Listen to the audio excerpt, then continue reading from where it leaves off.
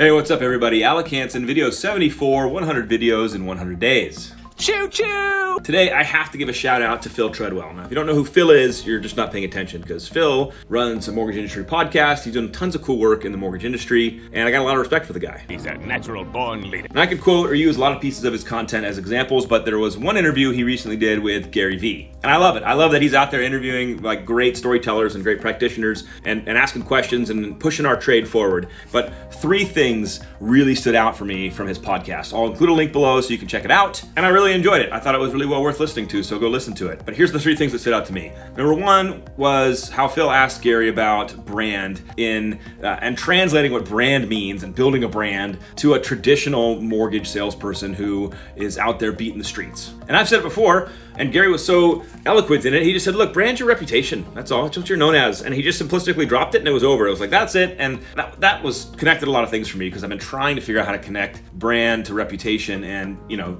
Gary and Phil did it in 2 minutes, in 30 seconds. So There you have it. that stood out to me a ton. Brand is just your online reputation. And then in the 10-minute or so mark, two knowledge bombs dropped that I just was so encouraged by. Number one, you know, Phil said, you know, when do you find time, or how should someone find time to make content, to put it out in the internet and put it out into the world? It was so good because here's what stood out to me first before I get into like Gary's answer and their conversation. I remember when I first started as a loan officer. I walked into an office and I was like, all right, here we go. And I walked in at 8 o'clock and I had my Dickies and my polo shirt on and I was like, let's go, loan officer time. And I looked around. Hello? Where? Hello?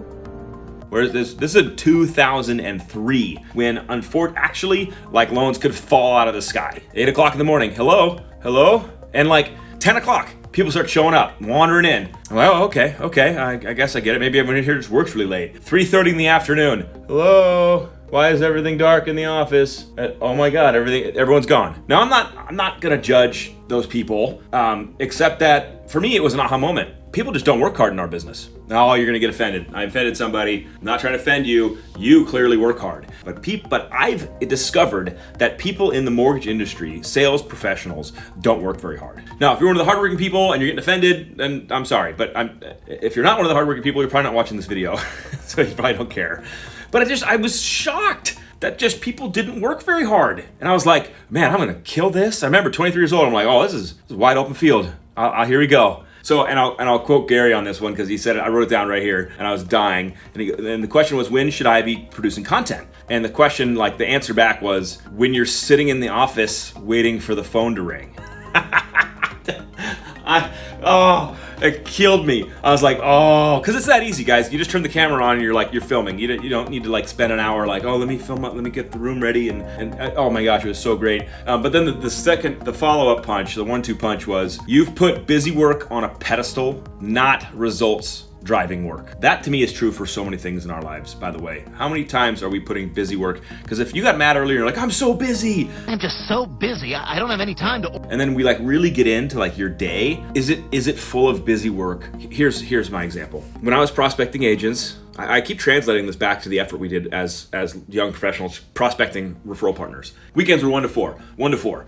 And so that was the only time you could go see agents face to face outside in the wild. That was it. Broker preview, Thursday, Friday, and weekends 1 to 4. And broker preview was like 1 to 4. That was it. That's the time. So that's when you go out to visit them. That's like when you do the work, because everything else is busy work. Everything else around those hours was busy work. Those hours were relationship building hours and they were non-negotiable. I don't care if you're puking in the bush, you go puke in the bush, you run in there, you say hi, and you're out. That is the power of results driven work. That block becomes crucial, and that's the block that you never sacrifice. And yet we get so busy in our day that we start sacrificing results driven work, because now we know I want you to put stuff out on the internet and build digital brand and reputation, and we have a hard time carving our time out because we're just so gosh darn busy. So go listen to the entire podcast. Give Phil a high five.